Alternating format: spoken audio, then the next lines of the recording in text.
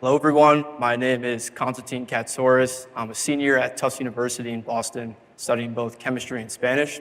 I'm also on the pre-med track there and plan on graduating this May.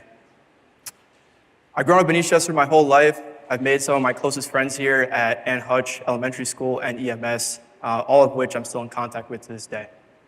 However, it wasn't uncommon for me during my elementary and middle school years to have one of the lamest excuses imaginable for missing a Friday afternoon hangout with my friends. When I was often asked to play basketball, run some video games, or watch a movie to kickstart the coming weekend, I often had to tell my friends that I couldn't go because I had to go to Greek school instead.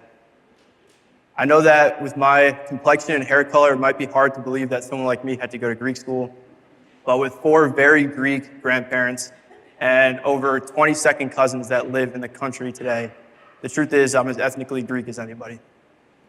Because Greek school class was on Fridays, I resented it, and paying attention in class was painful if I could even gather up enough energy to do so that day.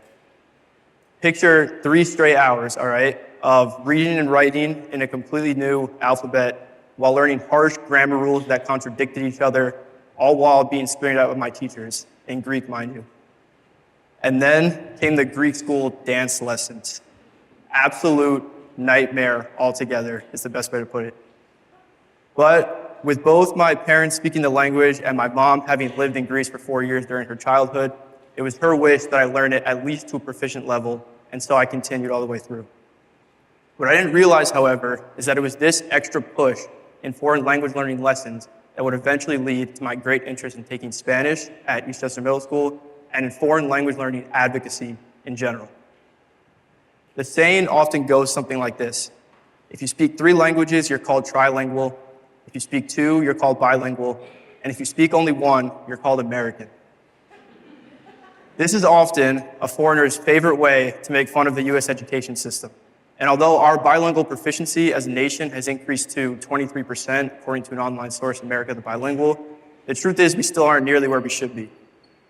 Nearly half of the world's population, at 43%, is fluent in more than 1 language. European countries like Sweden, Germany, and the Netherlands have a much superior proportion of their citizens fluent in more than 1 language. Even the United Kingdom has 36% of its citizens considered bilingual, which pathetically means that we're not even the most bilingual nation to have English as its predominant language. Even countries that don't necessarily have more bilingualism than us still demonstrate more impressive feats overall in linguistics.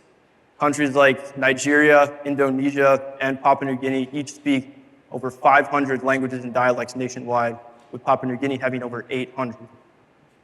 The reason for us falling so behind in this category can potentially be explained by our young history as a nation. British colonization of North America, American imperialism in the late 19th and early 20th centuries, and the US's major involvement in both world wars has left English to be the language of diplomacy and of the entire world. Its dominance has led Americans to believe that efforts made into learning another language would be wasteful or unnecessary. Historically, Americans have also been skeptical at the idea of foreign language learning because it involves assimilating to a culture other than their own. Ultimately, the gap between us and the top is unacceptable, and the reluctance people have shown towards foreign language learning is poorly founded. Here's why. The benefits of foreign language learning begin as early as the first few months of life. 6-month-old babies growing up in a bilingual household have improved visual memories compared to those of monolinguals. 11-month-year-olds exposed to more than 1 language have better cognitive function in areas like information processing, and the benefits continue all the way through adulthood as well. A study done on young adults showed that those who spoke more than 1 language did better on attention tests and even had improved concentration overall. What's even more impressive is bilingualism's ability to delay the symptoms of Alzheimer's and other forms of dementia. A study done in India showed that being bilingual can delay Alzheimer's by up to 4.5 years on average.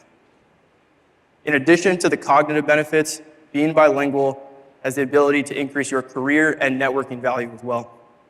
In an increasingly competitive job market, knowing a second language is a fantastic way to make yourself stand out from dozens of other applicants that appear identical to you in the eyes of a hiring manager. Additionally, you'll have more opportunity to work in different geographic locations and can even specialize in working with a clientele of a specific ethnic background, something that can be both lucrative and fulfilling. A personal example I have of this is when I had the opportunity to travel to Guatemala, to a remote town about 2 hours outside the capital with an organization from my school called Tufts Global Medical Brigade. There, we set up 3 days worth of free healthcare to underprivileged group, and my Spanish came in such use there. I was able to interact with the community members and the program directors, and it amplified my experience and theirs tenfold, and I'll never forget it because of that. So the question now becomes, how can you improve your foreign language fluency to become a more worldly citizen that can help America reach the diverse communication level of other countries around the world? The truth is, it goes way beyond the foreign language requirement mandated by your high schools and universities. If you truly want to be able to speak another language with ease, you have to immerse yourself in it fully. If you want to improve your Spanish, listen to Bad Bunny's most recent album at the gym on repeat. If you want to improve your French, pick out your favorite Netflix series, change the subtitles to French, and binge watch. If you want to improve your Greek, good luck. By familiarizing your tongue and your ears with a new language, you're opening up new neural networks that allow you to communicate and express yourself in a different verbal code. Yes, it takes time and effort, but the result grants you with an invaluable skill set that serves you for life. My final message to you all is this. In an ever-globalizing nation, and as a country that prides itself on our diversity, we have an obligation to go beyond the foreign language requirements of our schools. The notion that the U.S. is a melting pot of cultures is completely useless if citizens from different ethnic backgrounds can't communicate with each other and with the rest of the world. Additionally, fields like geopolitics, medicine, and others rely on precise communication with small room for misunderstandings and error, showing yet again how important diverse communication is in our society today. Despite the gap between us and other countries, we can do it, however. The linguistic variety that exists between us and other countries is proof that we descend from social beings with an aptitude and a capacity to take on multiple forms of communication at the same time. The best part about continuing or starting your bilingual journey is that you have full freedom to pick whatever language you want. So if you start somewhere, are true to your progress, and aren't afraid to make mistakes, that part is very key. You're well on your way to improved cognitive function, more memorable travel experiences, and becoming a more worldly and modern citizen overall. That's everything I have for you guys today, but before I sign off, it wouldn't make sense if I left without at least talking the talk a little bit. And so with that, muchísimas gracias por escucharme hoy, que todos tengan un buen día, και στα ελληνικά σας ευχαριστώ πάρα πολύ για την προσοχή σας, να έχετε όλοι μια καλή μέρα. Thank you all for listening to me today. I hope you have a wonderful rest of your evening. Thank you.